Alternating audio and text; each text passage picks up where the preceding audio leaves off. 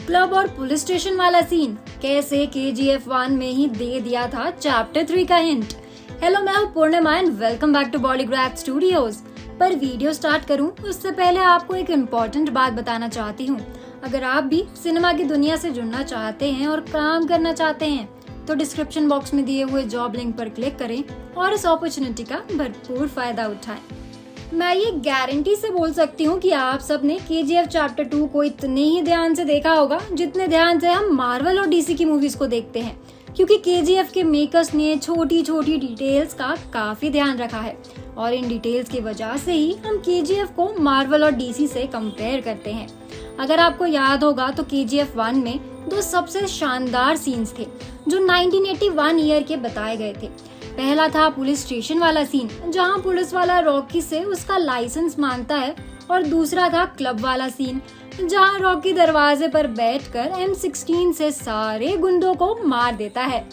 तो आज हम इन्हीं दोनों सीन्स के बारे में बात करेंगे और जानेंगे कि ये दोनों सीन्स से कैसे KGF के फ्यूचर का हिंट हमें मिलता है।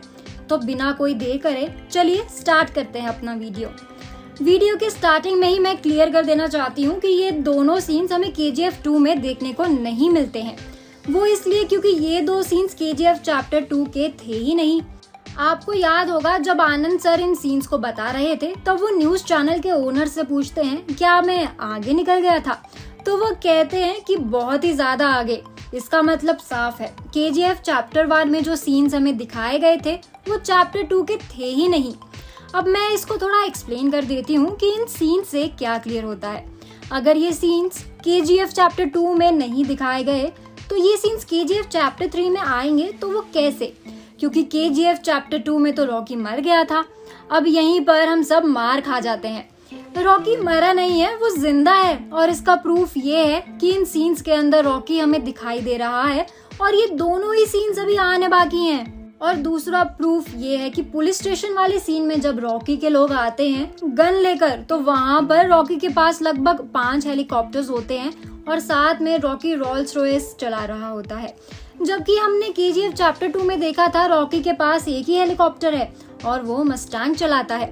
और इसी सीन से ये भी क्लियर हो जाता है कि रमिका सेन और रॉकी के बीच में डील हुई थी, या फिर CBI एजेंट जो KGF चैप्टर 2 में थे उनके साथ रॉकी की डील हुई थी, क्योंकि इसी सीन में रॉकी कहता है कि कानून को सोने की अंगूठी पहनाई है, वो झुकेगा भी और सलाम भी करेगा।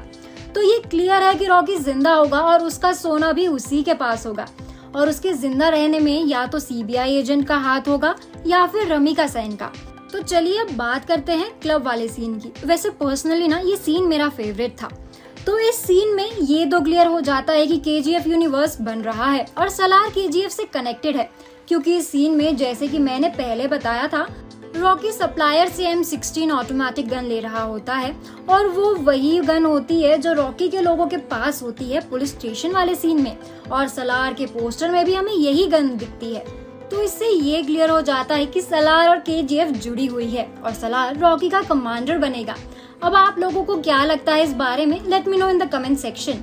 अब आप लोगों के माइंड में एक सवाल जरूर आ रहा होगा कि KGF चैप्टर 2 में KGF तो तबाह हो चुका है, तो KGF चैप्टर 3 की कहानी कौन सी जगह से होगी? तो जैसा कि हमने देखा था पुलिस वाला सीन बैंगलोर का था, तो क्या पता KGF चैप्टर 3 की कहानी बैंगलोर से ही शुरू हो और चैप्टर 3 में हमें रॉकी के इंटरनेशनल क्राइम भी देखने को मिले। आज के लिए इस वीडियो में बस इतना ही। अगर आपको हमारा ये वीडियो पसंद आया हो तो इसको लाइक और शेयर करें, साथ ही सब्सक्राइब करना ना भूलें बॉलीग्राफ स्टूडियोज को।